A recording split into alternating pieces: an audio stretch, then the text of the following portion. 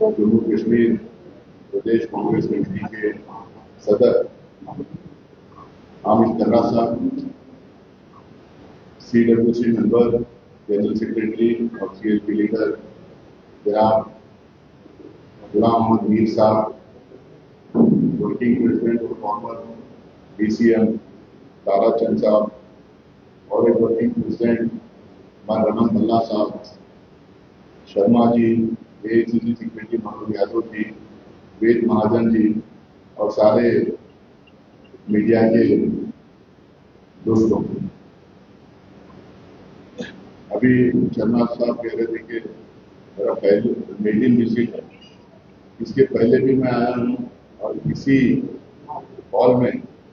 चुनाव के तहत कुछ कॉन्फ्रेंस किया था। आप में कई लोग थे जो अच्छे से कवर भी किए। General secretary in-charge Jammu and Kashmir और लद्दाख बनने के बाद वो पहली विजिट मेरी है। कल मैंने आके हमारे पार्टी के जो सीनियर लीडर्स हैं, जो फॉर्मर ऑफिसर, जो प्रेजेंट ऑफिसर करेंगे,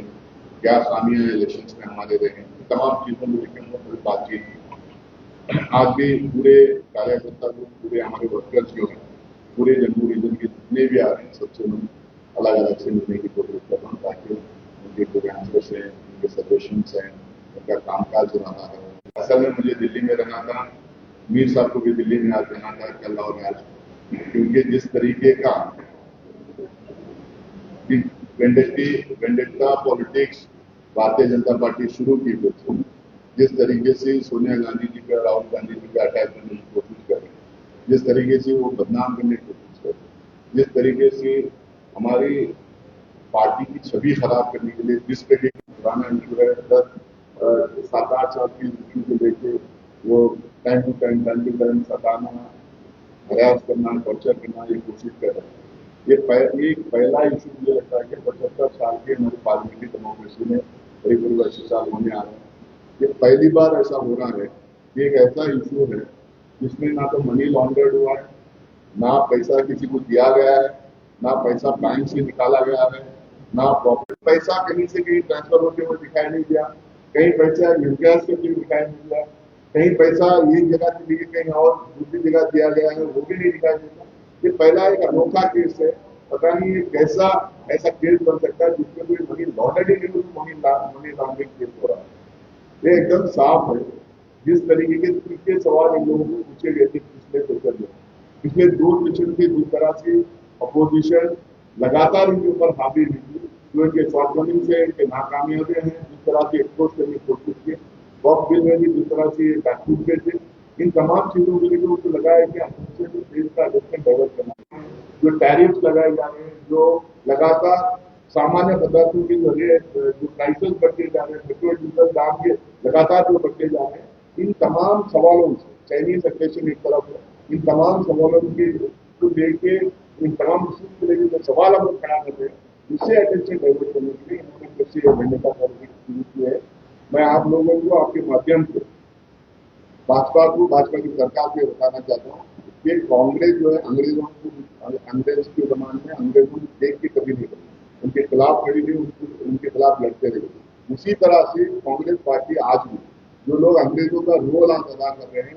जो देश को डिवाइड करने की कोशिश कर रहे हैं, समाज में जो फूल डालने की कोशिश कर रहे हैं, उनसे बिल्कुल कांग्रेस पार्टी लड़ रही है और मजाक उड़ाने की कोशिश की, उनके खिलाफ केसेस करने की कोशिश की, देश के कोने कोने में उनके खिलाफ केसेस, उनके स्टेटमेंट को लेकर केसेस वगैरह डालने की कोशिश की। लेकिन राहुल गांधी जी डरे नहीं, डरेंगे नहीं, पीछे हटेंगे नहीं,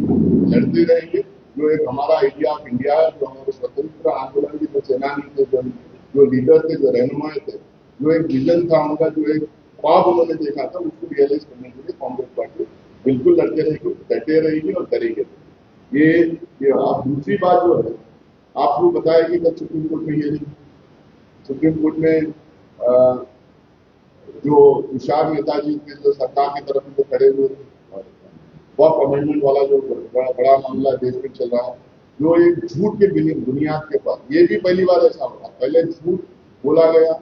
मिस इन्फॉर्मेशन पूरे देश भर में फैलाया गया, पूरा उनका इको सिस्टम, पूरा सोशल मीडिया उनका लग गया था कि वक्त के खिलाफ बोलो बोलो, इतना बोलो कि आम आदमी को मारने लगे। लेकिन जब जेपीसी में, मैं भी जेपीसी का मेंबर रहा हूँ कांग्रेस के तरफ से, जेपीसी में जब हम लोग इनसे सवाल करने लगे, जब इनको लॉजिक पूछने लगे, जब इनसे डेटा मांगने लगे, तो बिल्कुल इनके पास कोई जवाब नहीं था। और बुलडोज करके जेपीसी में आज जो किरण रिजिजू पूरी जेपीसी की जो थी, सजेशन थे या अमेंडमेंट्स के खिलाफ जो उन्होंने बोला था, किसी चीज को उसके ऊपर ध्यान में नहीं दिया गया, उसको अकोमोडेट नहीं किया गया। अब उसके बाद में हम लोग को जब पार्लियामेंट में मौका मिला, सारे अपोजिशन पार्टीज के जो लीडर्स थे लोकसभा में, राज्यसभा में सवाल खड़े किए देश के सामने। आप तमाम लोगों ने देखा, मैंने भी बात किया था, और उन्होंने बड़े बड़े सवाल खड़ा किए, उसका एक सवाल का भी जवाब उन्होंने दिया ना ही अमित शाह जी थे, ना ही माइनॉरिटी अफेयर्स मिनिस्टर थे, ना ही उनकी तरफ से जितने बोलने वाले सीनियर लीडर थे, कोई भी उसका जवाब नहीं दिया। आज हम लोग जो जेपीसी में उसी तरह के सवाल पूछ रहे हैं, तो बिल्कुल भारतीय जनता पार्टी की तरफ से या सरकार की तरफ से या उनके लॉ डिपार्टमेंट की तरफ से बिल्कुल कोई तर्क नहीं, कोई लॉजिक नहीं, कोई जवाब। इसीलिए उन्होंने आधे दिन का टाइम दिया। इंटीरियम ऑर्डर तो दे ही रहे थे, हम तो लाइव स्ट्रीमिंग में देख रहे थे उनको, इंटीरियम ऑर्डर दे रहे थे उनको, लेकिन इन्होंने आधे दिन का टाइम पूछा, अगले दिन 1 दिन का टाइम पूछा, अगले दिन 2 बजे की हियरिंग थी। उन्होंने आके बोल दिया अभी जब तक ये हियरिंग खत्म नहीं हो जाएगी तो हम लोग उसमें बब्बा यूजर वाला एज इट इज रहेगा, पूरी जमीन डीनोटिफाई नहीं करेंगे, जबकि उन्होंने लिखित में दिया। दूसरा जो है, ये बोर्ड्स ऑफ काउंसिल को हम लोग बिल्कुल रिकॉन्स्टिट्यूट नहीं करेंगे जब तक ये हियरिंग नहीं हो जाती, ये दिया। तीसरा, उसमें बाई एंड लार्ज कोर्ट के सामने ये बोला गया है, एक हिसाब से वो स्टे ही है पूरे बिल में, कि भाई जब तक ये डिस्पोज नहीं हो जाता इसमें, हम इसमें कोई अमेंडमेंट को इम्प्लीमेंट करने की कोशिश नहीं करेंगे, ये उनका अपना काम। अगर उनके पास जवाब हो, अगर उनके पास आंसर हो, जितना उन्होंने गलत सलत फैलाए थे, मिस इन्फॉर्मेशन फैलाए थे, तो उसको लेकर जवाब होने को इनको लिखित तौर पर देने की जरूरत ही नहीं पड़ी। तो आज उस पर भी बैकफुट है। हम लोग इनके गुजरात में ग्रासरूट लेवल से कांग्रेस पार्टी को बिल्डअप करने का काम शुरू किया। हमारा एक सेशन हुआ, कई हमारे प्रोग्राम्स हमें चलने लगे। बिहार का चुनाव आने वाला, मैंने कई आप लोगों ने कवर भी किया, इंटरव्यूज में भी हम लोगों ने बोले कि 8-9 साल है, जितने भी साल सरकार और फिर गवर्नर भी था, उसमें जितने धांधलियां और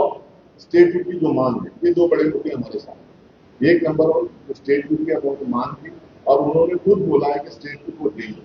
हम लोगों ने ये किया कि स्टेट को देना चाहिए, उसके साथ में ये अलग अलग स्टेट को जो स्टेटस दिए, हिमाचल प्रदेश को दिए, आसाम में दिए, मेघालय दिए, मणिपुर दिए, उस तरह से थोड़ा क्योंकि बॉर्डर स्टेट है, उसको भी थोड़ा स्पेशल ट्रीटमेंट मिलना चाहिए। तीसरी बात हम लोगों ने कहा था कि फाइनेंशियल पैकेज भी देना चाहिए, ताकि यहाँ की नई इंडस्ट्री को लाना है, नया डेवलपमेंट को करना है, ऑनगोइंग डेवलपमेंट वर्क को पूरा कंप्लीट करना है, तो स्पेशल पैकेज की जो जरूरत है, फाइनेंशियल पैकेज की, तो हम लोगों ने उसमें भी बोला। अब ये सरकार पर इलेक्शन हो गए, सरकार आ गई, उनकी सरकार बनी नहीं, कोalition की सरकार बनी है, मजबूत सरकार बनी है। अब इसमें स्टेट हटा के वहां पे अपनी बात रखी और सरकार से लगातार डिमांड करने का काम कर रहे हैं। तो ये डिमांड लगातार हम लोग करते रहेंगे, उसके खिलाफ उसके लिए लड़ते रहेंगे, और पार्लियामेंट में भी हम लोगों ने बात उठाने की, अलग अलग बिल्स में बात उठाने की कोशिश की। कश्मीर की जब बात आई, बजट की बात आई, उसके लिए हम लोगों ने कहा, कई स्टेट्स का जो बजट के आते, तो कश्मीर का जिक्र हम लोगों ने किया। हमारे मीटिंग्स में हम लोगों ने रेजोल्यूशन पास किया है कि स्टेट का डिमांड बरकरार रहेगा, हम सेंट्रल गवर्नमेंट को पूरी तरह से दबाव डालेंगे वो स्टेट देने के लिए। हमारे अध्यक्ष भी होना चाहिए, यहाँ पे फुल प्लेस स्टेट देना चाहिए करके हमारे रेजोल्यूशन से हमने भी किया, तो उसकी लड़ाई हम लड़ेंगे। और दूसरी तरफ जो है, जो मैनिफेस्टो में अपनी बात कही थी, उस मैनिफेस्टो में इम्प्लीमेंट कराने की पूरी कोशिश करेंगे। जो स्कैम्स की हम लोगों ने बात की थी, वो स्कैम्स में इंक्वायरी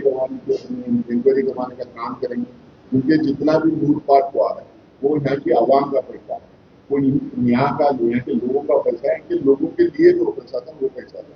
उसमें जो लूटपाट हुआ है उसको कौन जिम्मेदार है, उसको हम लोग यहाँ पे मिलिटेंसी खत्म करेंगे। वो ये बार बार क्लेम करने की कोशिश करते हैं कि सुख शांति में लोग जी रहे हैं, बहुत तरक्की हो रही है। तो हम लोगों को जब आंकड़े उनसे पूछते हैं तो उनके पास आंकड़े नहीं है, कई बार तो झूठ भी बोल रहे हैं।